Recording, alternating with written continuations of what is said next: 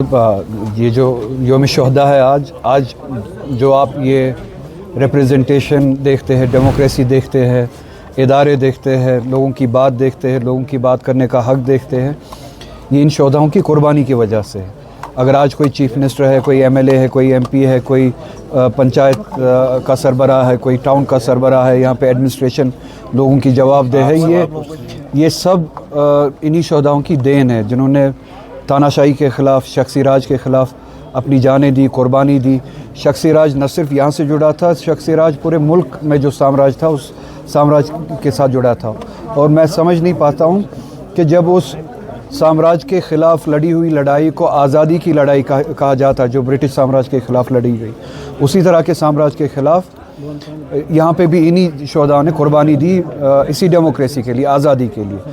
اور جس بات کو پورے ہندوستان میں آزادی کی لڑائی مانا جاتا ہے، اس بات پہ یہاں پہ پابندی کیوں؟ اس قربانی کی یاد پہ کشمیر میں پابندی کیوں؟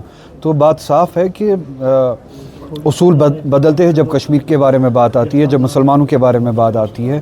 مسلمانوں کی قربانی یہ یاد بھی نہیں رکھنا چاہتے، یہ تاریخ سے ہٹانا چاہتے ہیں۔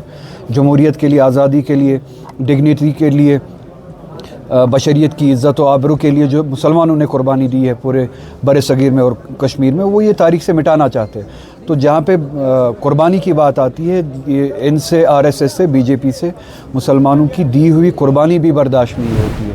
اور وہی آر ایس ایس جو اسی سامراج کے غلام تھے، تب اسی برٹش سامراج کے غلام تھے، اسی طرح کے تاناشاہوں کے غلام تھے، شخصی راجوں کے غلام تھے۔ آر ایس ایس نے کوئی لڑائی نہیں لڑی آزادی کے لیے، یہ صحیح آزادی پسند ہندو تھے، آزادی پسند مسلمان تھے ہر خطے میں، اسی طرح سے کشمیر میں جنہوں نے آزادی کے لیے لڑائی لڑی۔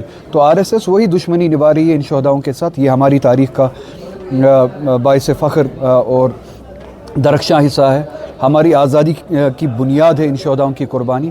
یہ آج اس طاقت سے اس تاریخ کو مٹانے کی کوشش کر سکتے ہیں، مگر ہماری یادوں سے، ہماری سیاست سے، ہماری کلیکٹیو کانشنس سے، ضمیر سے، یاداشت سے ان کی نہ قربانی فراموش ہوگی، نہ ان کے اصول فراموش ہوں گے۔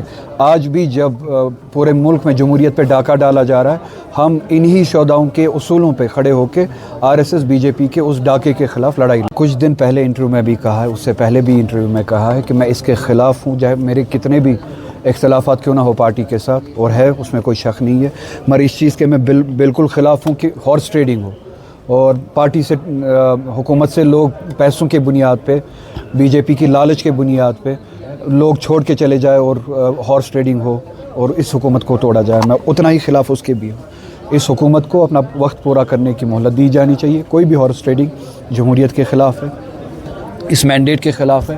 اگر اختلافات ہو بھی، وہ اصولوں کے بنیاد پہ ہونے چاہیے، بی جے پی کے کہنے پہ نہیں، بی جے پی کے پیسوں کی لالچ پہ نہیں، بی جے پی کے خوف کی وجہ سے نہیں۔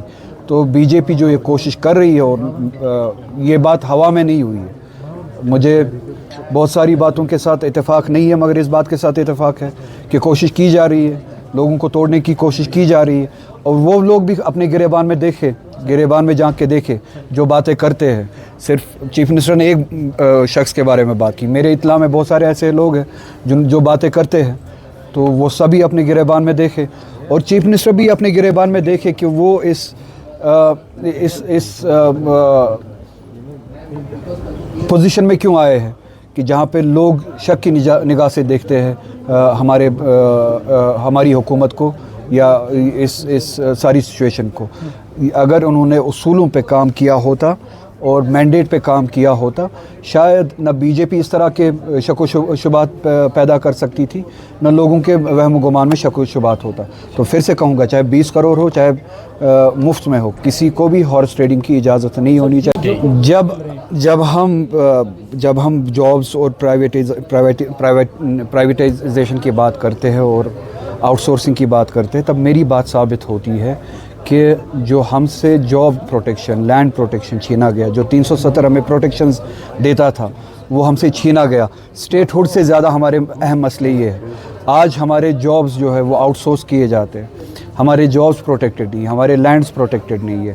جہاں پہ جابس ویکنسیز ایڈورٹائز ہوتی ہے، وہ ریاست کے باہر کے لوگوں کے لیے کھل جاتی ہے وہ ویکنسیز، اور جہاں پہ ویکنسیز ریاست کے باہر کے لوگ اپوائنٹ کر کے पूरी नहीं की जाती, वहाँ पे आउटसोर्स किए जाते हैं। जम्मू कश्मीर के लोग अब जॉब से महरूम हो रहे, ज़मीन से महरूम हो रहे।